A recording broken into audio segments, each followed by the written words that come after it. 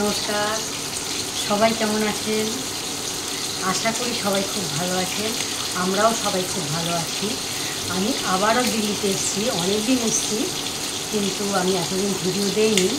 আমার ছেলের ঘরে রান্নার লোক আছে, সে রান্না করছে, ওই জন্য আমি আর রান্না টান্না খুব একটা করি না।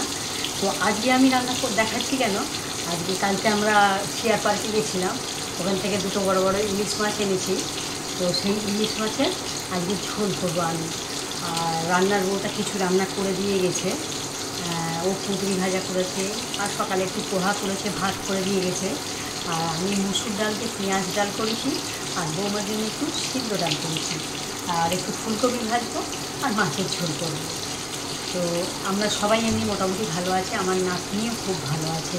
আর নাতনিকে নিয়ে আমরা খুব মজাতে আছি, খুব ভালো আমার মিষ্টির নাতনি হয়েছে। সবাই আশীর্বাদ করবেন, আমার নাতনি যেন মানুষের মতো মানুষ হয়, শুধু লেখাপড়া শিখে মানুষ যেন না হয়, মানুষের মতো যেন মানুষ হয়। সবাই আশীর্বাদ করবেন আমার নাতনিকে।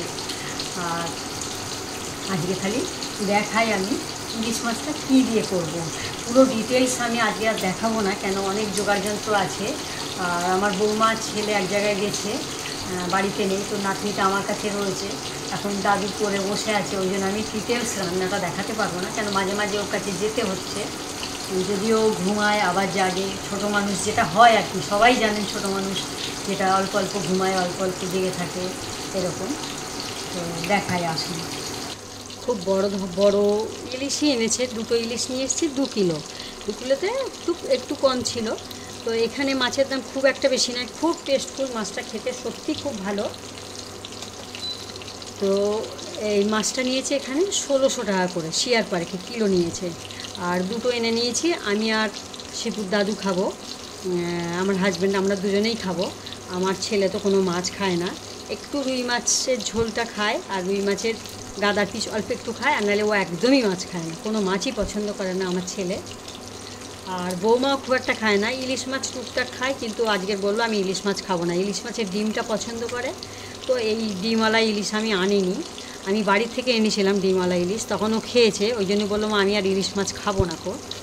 তা ওই জন্য আজকে আমরা দুজনে খাবো। আর আমরা আজকে ইলিশটা করব কাঁচকলা আর আলু দিয়ে, ইলিশ মাছের ঝোল করব। কালকের করেছিলাম সর্ষে বাটা দিয়ে, খুব সুন্দর হয়েছিল। আর আজকে করব কাঁচকলা আলু দিয়ে ইলিশ মাছের ঝোলটা। মাছটা একটু উল্টে দিয়ে দেবো, ভাজতে দিয়েছিলাম।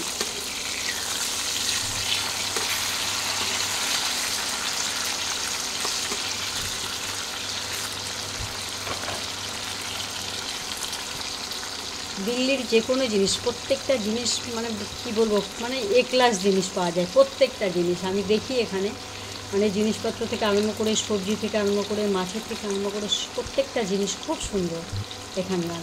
আর এত সুন্দর মাছগুলো প্যাকিং করে দেয়, বাড়ি এসে আর ইলিশ মাছ কোনো ধোয়া লাগে না, কোনো প্যাকিং করা লাগে না, ওরাই প্যাকিং করে দেয়, এনে শুধু আলাদা আলাদা বলে দেয় যে কটা করে পিস করে প্যাকিং করব, সব ডাব্বাই করে আলাদা আলাদা প্যাকিং করে দেয়, এনে শুধু ফ্রিজে ঢুকিয়ে দেওয়া। ইলিশ মাছ বাড়ি এনে আর ধুইতে লাগে না। তবে পরের দিন যখন খাওয়ার সময় তখন আমরা একটু ধুয়ে নিয়ে তবে খাই, ওরা এত সুন্দর করে দেয়। কাঁচকলা আলুটা কষে নিয়েছি, কষে নিয়ে জল ঢেলে দিয়েছি, এখন একটু সিদ্ধ হতে দেবো।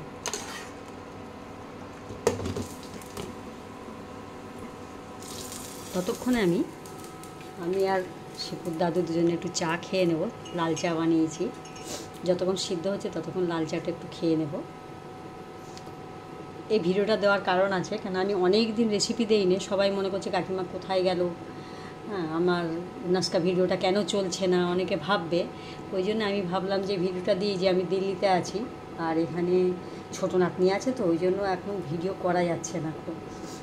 আর রান্না আমি করি না, রান্নার লোক আছে, এই জন্য ভিডিও দেওয়া হচ্ছে না। তো আজকের ইলিশ মাছ যেহেতু, আর দিল্লির লোক ইলিশ মাছ রান্না করতে পারে না, ওই জন্য আমি ইলিশ মাছটা কালকেও করেছি, আজকেও করছি।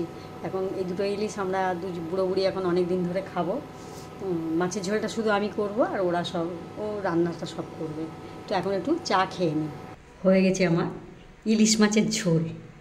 এটা ডিটেলস আর দেখালাম না, কেন আমার বারবার রান্না করতে করতে ঘরের দিকে যেতে হচ্ছে, আমার নাতনিটা রয়েছে। আর যে ইলিশ মাছের ঝোল হয়েছে, এদিকে পেঁয়াজ ডাল হয়েছে, মুসুর ডাল। এটা হচ্ছে কুঁদরি ভাজা হয়েছে। কুঁদরি ভাজাটা খুব ভালো করে ভাজতে হয়, তবে আমার ছেলে খায়, কাঁচা কাঁচা করে ভাজতে খায় না। বৌমার জন্য একটু ডাল সিদ্ধ হয়েছে, ও পেঁয়াজ ডাল খাবে না। আর এটা হচ্ছে ইলিশ মাছের তেল, একটু কাঁচা লঙ্কা দিয়ে ইলিশ মাছের তেলটা তুলে রেখেছি। ভালো তেল বেরিয়েছে, তেলটা বেশ ভালো বেরিয়েছে মাছ থেকে। মাছটাও খুব ভালো, খুব টেস্টফুল। আর ভাত তো করে গেছিলো। আর একটু বেগুন আলু সিদ্ধ বসিয়েছি, ফুলকপি আর করলাম না। ফুলকপিটা করবো ভাবলাম, কিন্তু নাতনির জন্য বারবার ঘরের দিকে যেতে হচ্ছে, ওই জন্য আর করলাম না গো। ফুলকপি ভাজাটা রাত্রে ছেলের জন্য করে দেবো। আমার ছেলের খুব প্রিয় ফুলকপি ভাজা। এগুলো সব ঢাকা দিয়ে রেখে এখন ঘরের দিকে যাব, নাতনির পাশে যাব। এই হলো আজকের মেনু।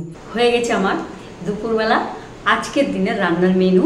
ফুলকপিটা করতে পারলাম না, ছেলেকে খাওয়াতে পারলাম না, তো যেটুকু করেছি সেইটুকু। আমার ছেলে ডাল ভাত হলে খুব ভালো, তো আজকের একটু আলু থালু হয়ে আছি। সত্যি কথা বলতে গিয়ে একটা আয়া এসেছিলো, 3-4 দিন ছিল, তার হাতে খুব ব্যথা। বৌমা তাকে দিয়ে আসতে গেছে, সে বলছে আমি হাতে করতে পারবো না, কেন ছোটো বাচ্চা কখন পড়ে যাবে হাত থেকে, হাতটা যন্ত্রণা হচ্ছে, তো তাকে দিয়ে আসতে গেছে আজকে। তাই জন্য আজকের আমরা একটু আলু থালু হয়ে আছি। আমি ওই রান্না করলাম, আর মানিকে দেখলাম, মানে নাতনিকে দেখলাম, ওর দাদুও দেখছে। তো আমি এবার স্নান করতে যাব, মানিকে একটু ঘুম পাড়িয়ে নেবো, ঘুম পাড়িয়ে রেখে স্নান করতে যাব। স্নান করে এসে তারপর থাকবো। আর ভিডিওটা কেমন লাগলো আপনারা জানাবেন, আর কমেন্ট বক্সে জানাবেন, আর কিছু জানা থাকলে সেটাও জানাবেন। আজকের এই পর্যন্ত থাক, সবাই ভালো থাকবেন।